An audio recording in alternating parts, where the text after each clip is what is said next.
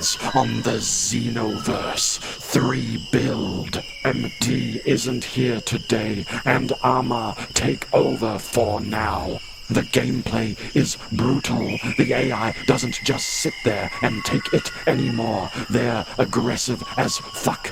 I got jumped by a group of time breakers, and they actually used coordinated tactics. One would pin me down while the other charged a beam. It forced me to actually master the new parry system. If you mess up your timing, they will absolutely punish you.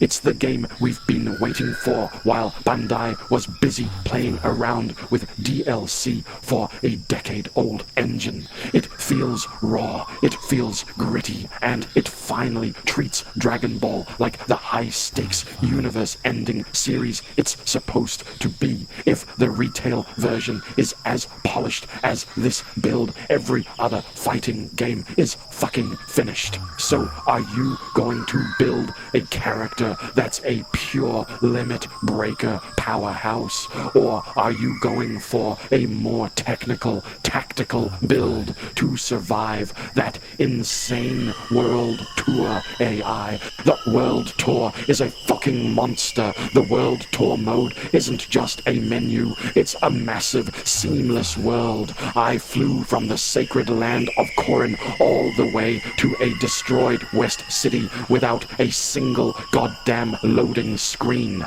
I saw a time rift opening in the distance, flew over, and it was a what if where Itachi, a fucking crossover event, was actually fighting a suppressed Beerus. The scale is massive. The destruction isn't just for show anymore. I threw a final impact during a fight, and the shockwave didn't just make a crater, it leveled the entire forest and left the ground glowing red. The weight of the combat is heavy. When you land a hit, it feels like you're actually breaking someone's ribs, not just slapping them with a wet noodle. The content in Xenoverse 3 makes the previous 2 games look like a goddamn tech demo. They finally stopped playing it safe and leaned into the massive world they've been sitting on for years. The roster, finally the manga content. The first thing you will notice is the roster isn't just the same recycled Z and Super characters. They finally stopped fucking around and added the heavy hitters from the manga arcs. Playing as Ultra Ego Vegeta is a goddamn experience. The more damage you take, the more your stats go through the roof, and the visual of his purple aura literally shaking the screen is insane. And Beast Gohan, he's a total monster. His special beam cannon is practically a map eraser. They even included characters like Moro and Granola, and their movesets are some of the most technical shit I've ever seen in a Dragon Ball game. The protagonist and the new age. The story centers around that white-haired protagonist Toriyama designed before he passed, and let me tell you, that character is a beast. The Age 1000 setting is basically a cyberpunk-style Dragon Ball future. The hub world is a massive, sprawling neo-metropolis with neon lights and floating vehicles, but it's surrounded by a total wasteland. It's gritty, it's dark, and it feels like there are actual stakes. You aren't just fixing the past, you're trying to prevent the complete collapse of the future. The World Tour mechanics, the World Tour mode is the meat of the content. You actually have a customizable spaceship that acts as a mobile base. You can fly it to different planets, New Namek, Yardrat, the Galactic Patrol HQ, and each one is an open zone area with its own quest lines and hidden bosses. I spent a solid 5 hours just on Yardrat, learning spirit control techniques that actually changed how my custom character's ki worked. It's not just hit this person to get a move. You have to actually master the content, customization, and gear.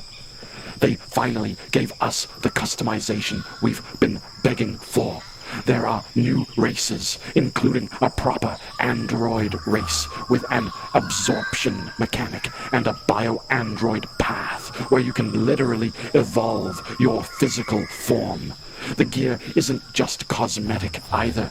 You can find ancient artifacts in the world that give your character unique passives like increased speed in the air or the ability to deflect smaller ki blasts just by walking through them. It's the first time a Dragon Ball game has felt like a true RPG and not just a button masher with a story glued on. The sheer amount of things to do in the open world, from underground fight clubs to planetary defense missions, is honestly overwhelming in the best way possible. With the new evolution paths for the races, would you stick to the classic Saiyan transformations, or would you try to build a bio-android that can evolve into a perfect form based on the DNA of the bosses you kill? By the way, don't worry about MD. He's tied up. I'ma untie his mouth and put him in the speaker.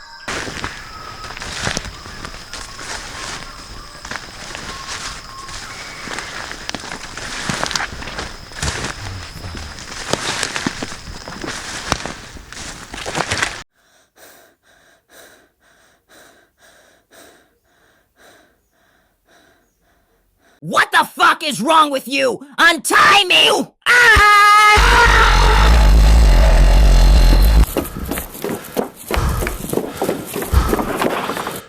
Oh shit, he's transforming.